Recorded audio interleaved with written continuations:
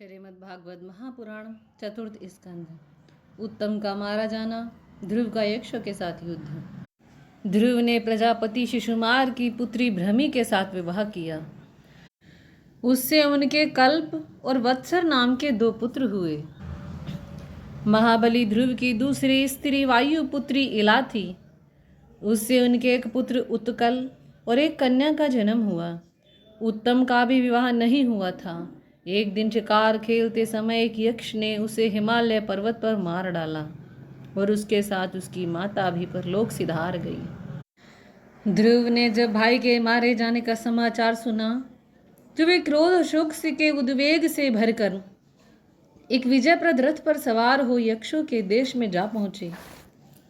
उत्तर दिशा में जाकर उन्होंने हिमालय की घाटी में यक्षों से भरी अलकापुरी देखी। उसमें अनेकों भूत प्रेत पिशाच आदि रुद्रानुचर रहते थे। वहां पहुंच के ध्रुव ने शंख बजाया। शंख की ध्वनि सुनते ही महाबलवान यक्ष वीरों को वह शंखनाद सहन नहीं हुआ और वे तरह तरह के अस्त्र शस्त्र लेकर नगर के बाहर निकल आए और ध्रुव पर टूट पड़े। क्रूर स्वभाव असुरों ने अपनी माया से ऐसे कौतुक दिखलाए जिनसे कायरों के मन कांप सकते थे। जब मुनियों ने सुना कि उन्होंने ध्रुव जी पर बड़ी दुस्तर माया फैलाई है, तब उन्होंने आकर ध्रुव के लिए मंगल कामना की। मुनियों ने कहा, उत्तानपाद नंदन ध्रुव, शरणागत भय भंजन शांग पाणी भगवान नारायण तुम्हारे शत्रुओं का संहार करें।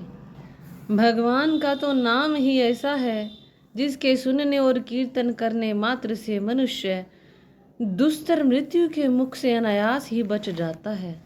ऋषियों का ऐसा वचन सुनकर महाराज ध्रुव ने आचमन किया और श्री नारायण के बनाए हुए नारायण अस्त्र को अपने धनुष पर चढ़ाया।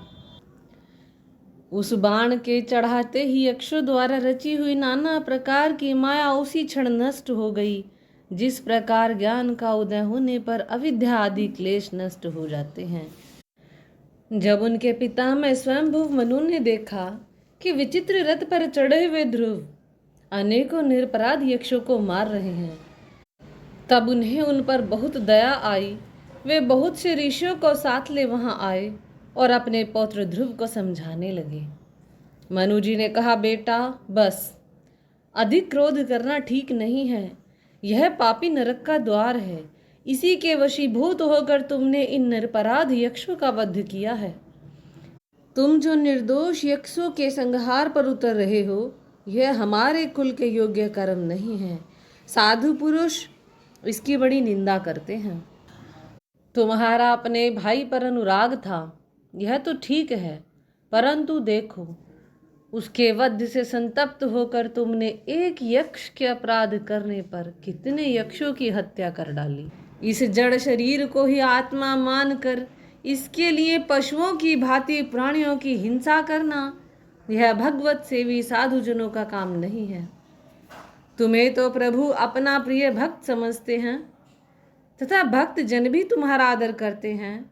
तुम साधुजनों के पथ प्रदर्शक हो, फिर भी तुमने ऐसा निंदनीय कर्म कैसे किया। सर्वात्मा श्री हरि तो अपने से बड़ों के प्रति सहनशीलता, छोटों के प्रति दया, बराबर वालों के साथ मित्रता और समस्त जीवों के साथ समता का बर्ताव करने से ही प्रसन्न होते हैं। और प्रभु के प्रसन्न हो जाने पर पुरुष प्राकृत गुण एवं उनके कार्य रूप लिंग शरीर से छूटकर परमानंद स्वरूप ब्रह्म पद प्राप्त कर लेता है। पुरुष श्रेष्ठ, निर्गुण परमात्मा तो इनमें केवल निमित्त मात्र है। उसके आश्रय से यह कार्य कारणात्मक जगत उसी प्रकार भ्रमता रहता है, जैसे चुंबक के आश्रय से लोहा, काल शक्ति के द्वारा सत्वादि गुणों में क्षोभ होने से लीला में भगवान की शक्ति भी सृष्टि आदि के रूप में विभक्त हो जाती है। अतः भगवान अकर्ता होकर भी जगत की रचना करते हैं, संहार करने वाले न होकर भी संहार करते हैं। सचमुच उन अनंत प्रभु की लीला सर्वथा चिंतनीय है। वे ही एक जीव को दूसरे जीव से उत्पन्न कर संसार की सृष्टि करते हैं तथा मृत्यु के द्वारा मारने वाले को मरवाकर भी उसका संहार करते हैं। उनका न तो कोई मित्र पक्ष है और न शत्रु पक्ष। उसी प्रकार समस्त जीव अपने अपने कर्मों के अधीन होकर काल की गति का अनुसरण करते हैं, अपने अपने कर्मानुसार सुख दुख आदि का फल भोगते हैं। सर्वसमर्थ श्री हरि कर्म बंधन में बंधे हुए जीव की आयु की वृद्धि और क्षय का विधान करते हैं, परंतु वे स्वयं इन दोनों से रहित और अपने स्वरूप में स्थित रहते हैं। इन परमात्मा को ही मीमांसक लोग कर्म, चावार्क स्वभाव, वैशेषिक मतावलंबी काल, ज्योतिषी दैव और काम शास्त्री काम कहते हैं। वे किसी इंद्रिय या प्रमाण के विषय नहीं है। महदादि अनेक शक्तियां भी उन्हीं से प्रकट हुई हैं। वे क्या करना चाहते हैं यह संसार में कोई नहीं जानता। ये कुबेर के अनुचर तुम्हारे भाई को मारने वाले नहीं हैं, क्योंकि मनुष्य के जन्म का वास्तविक कारण तो ईश्वर एकमात्र वही संसार को रचता, पालता और नष्ट करता है। वे संपूर्ण प्राणियों के अंतरात्मा, नियंता और रक्षा करने वाले प्रभु ही अपनी माया शक्ति से युक्त होकर समस्त जीवों का सृजन, पालन और संहार करते हैं। वे अभक्तों के लिए मृत्यु रूप और भक्तों के लिए अमृत रूप हैं तथा संसार के एकमात्र आश्रय हैं। तुम सब प्रकार उन्हीं परमात्मा की शरण लो।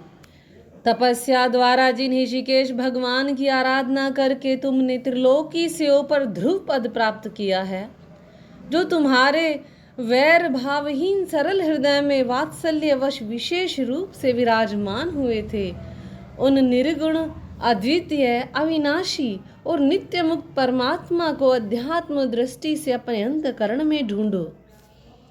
ऐसा करने से भगवान अनंत में तुम्हारी भक्ति होगी और उसके प्रभाव से तुम मैं मेरेपन के रूप में हुई दृढ़ अविद्या की गांठ को काट डालोगे। राजन, जिस प्रकार औषधि से रोग शांत होता है, उसी प्रकार मैंने जो तुमको उपदेश दिया है उस पर विचार करके अपना क्रोध शांत करो। क्रोध कल्याण मार्ग का बड़ा विरोधी है। भगवान तुम्हारा कल्याण करे। तुमने जो यह समझकर कि ये मेरे भाई के मारने वाले हैं इतनी यक्षों का संहार किया है, इससे तुम्हारे द्वारा भगवान शंकर के सखा कुबेर जी का बड़ा अपराध हुआ है। जब तक कि महापुरुषों का तेज हमारे कुल को आक्रांत नहीं कर लेता, इसके पहले ही विनम्र भाषण और विनय के द्वारा उन्हें प्रसन्न कर लो। इस प्रकार शंभु मनु ने अपने पौत्र ध्रुव को शिक्षा दी। तब ध्रुव जी ने उन्हें प्रणाम किया और इसके पश्चात वह महर्षियों के सहित अपने लोक को चले गए। बोले श्रीमद् भागवत महापुराण की जय। श्री कृष्ण भगवान की जय। श्रीमन राधे राधे।